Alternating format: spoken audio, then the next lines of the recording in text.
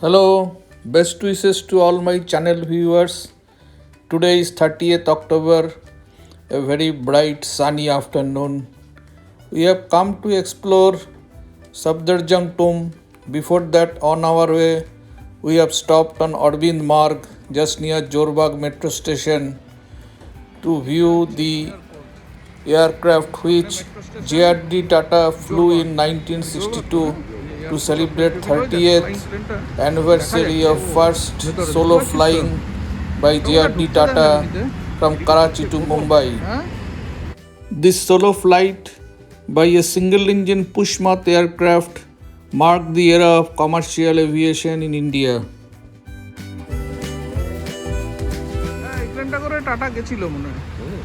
Safdarjung tomb is very near from this place. This is the main entry gate. The car parking on the right side. Parking is free here. Visitors are generally less here. Tourists normal attraction for Mughal architecture limited to the Qutub Minar and the Red Fort, the Old Fort and Humayun's tomb.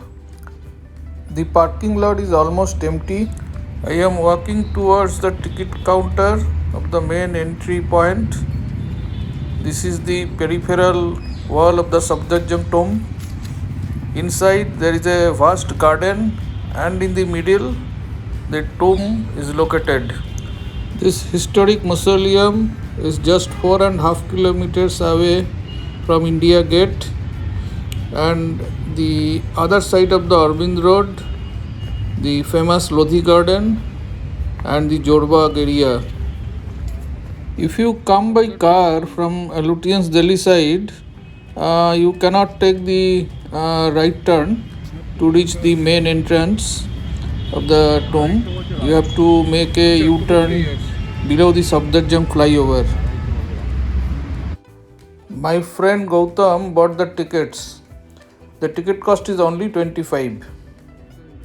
This two-story building is the main entry gate to Safdarjung tomb.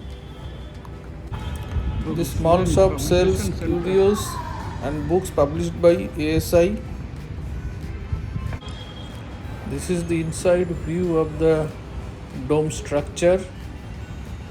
You can see.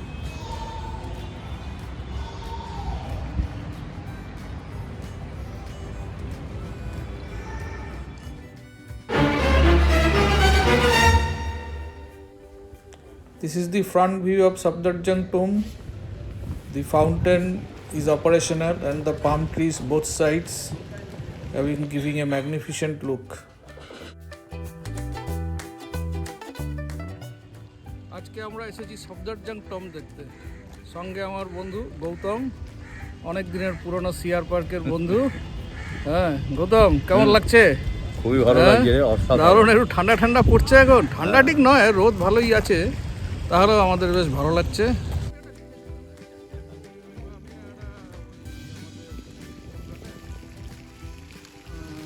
Rohilla খণ্ডের উপর লিখছিলাম। তো রোহিলা খণ্ডে হচ্ছে আমাদের যেখানে থাকি আর কি, নয়ডা থেকে শুরু করে গঙ্গা যমুনা দোয়াব, মানে একদম তো রামপুর কি ওই বলতে পারিস তারাই অঞ্চল অব্দি, ওয়েস্টার্ন ইউপি, এটা হচ্ছে পুরোটাই হচ্ছে। হ্যাঁ বুঝলি তো, এই রোহিলা খণ্ডের পূর্ব দিকে হলো গিয়ে অওধ। হ্যাঁ, অওধের রাজধানী হচ্ছে গিয়ে তোর ফাইজাবাদ। তো ফাইজাবাদের রাজা এদের সঙ্গে রোহিলা খণ্ডের লোকেরা হচ্ছে আফগান, আর এরা তো ইরানের লোক ছিল, তো এদের মধ্যে খুব ঝগড়া ছিল। হ্যাঁ, if you view from the inside of the complex, you will see a mosque on the left hand side of the main entry gate.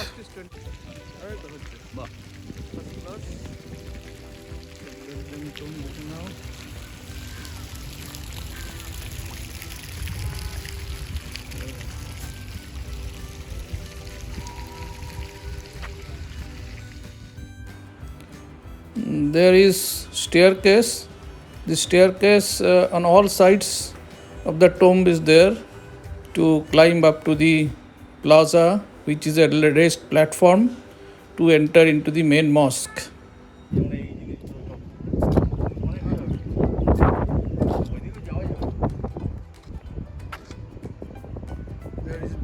lush garden, lush green all over the tomb.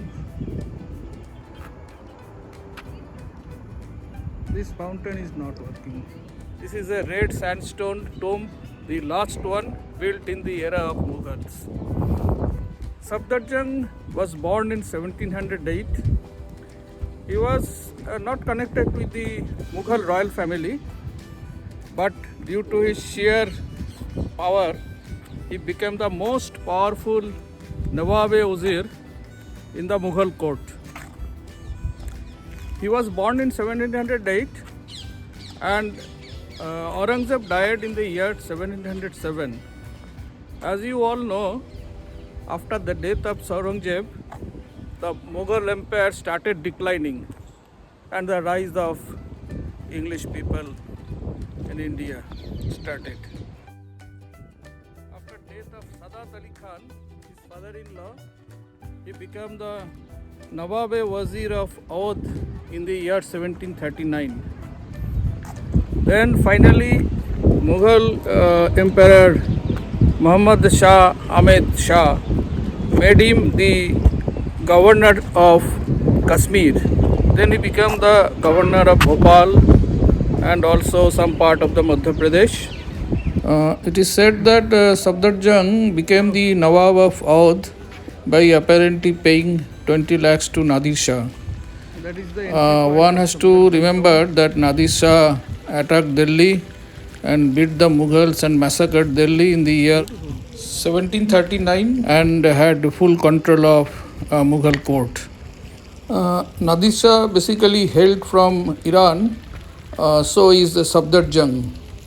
So you can say that with the help of Nadir Shah, Safdarjung became the Nawab-e-Wazir of Awadh. During the rule of late years of Muhammad Shah, the emperor of Mughals, Safdarjung got complete control of administration of Mughal empire. When Ahmad Shah Bahadur became the Mughal emperor, he made Safdarjung as chief minister of Mughal court. However, in 1753, he was dismissed from the post as emperor felt threatened by the power of Safdarjung. That is an irony that he died in 1754, so he was almost lost his position as one of the most powerful person in the Mughal court. After the death of Safdarjung, his son Shuja-ud-Dawla requested Mughal emperor to grant a piece of land to build this mausoleum in the memory of his late father. When the Shuja-ud-Dawla or successive Nawabs used to visit Delhi, they were staying in this place. This tomb is located on the way to Qutub Minar from Shahjahanabad, that is the old Delhi. And for this reason, this last architectural wonder of Mughal era in Delhi maintained in very good condition throughout the last 170 years. Compared to Humayun's tomb, Safdarjung tomb is smaller in size. The Charbagh, that is the garden all around the tomb, is also smaller. But I suggest all of you to visit this place as the garden is very beautiful. The tomb is well maintained by Archaeological Survey of India. They have their office too, also located in this complex. And also Safdarjung tomb is very well connected from all across the city.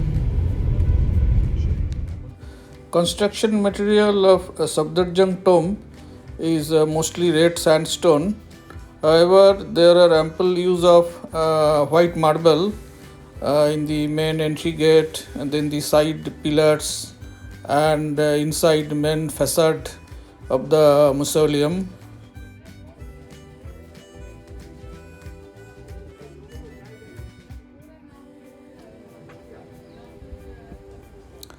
While walking on the plaza, I found some stone carvings, the barricade near the staircase is missing. हाँ हाँ जरूर। और वो सब क्या office है क्या दूर में जो दिखाई पड़ रहा है?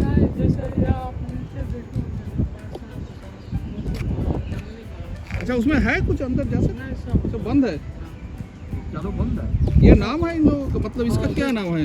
जैसे आगे उधर वाला सामने वाला ना हाँ बादशाह पसंद है, और यह जंगल मोती महल है, और यह मोती जंगली महल। महल। हाँ, और ये क्या महल है? ये वाला ये जंगली महल। जंगली महल। अच्छा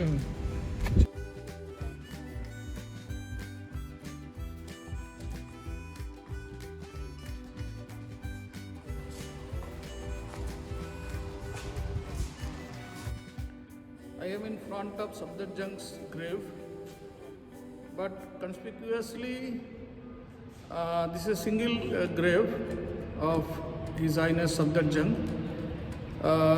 I don't know why. Generally, what I have seen in most of the tombs, the wife's grave you will find just adjacent to the grave of the king Nawab, but here it is not like that. I think I have to find out. I have to find out why there is no grave. Actually, what I have heard that Safdarjung on his way to Delhi, he expired when he was coming from Awadh in 1754. So maybe because of that, because his son Sujauddollah, he wanted that a memorial for his father, a mausoleum, has to be built in Delhi. So he asked the Mughal court, and the permission was granted. And then this tomb came up. Maybe that time he was alone, so only his grave is here, Safdarjung's. While coming back from Safdarjung tomb, we took a detour in the Lodhi colony. I have heard that the old quarters of all government quarters, the outside wall has been painted by the art students of Delhi Art College, and there are many enthusiastic art lovers who come to visit these good paintings. This one is a Meherchand market of Lodhi colony. I was a regular visitor in this area in late 80s because my uncle who was working in Mausam Bhavan was staying in this না না hotel কেন locality. হবে? এর জন্য দিওয়ালির জন্য। দিওয়ালিতে এগুলো ব্যবহার হয়।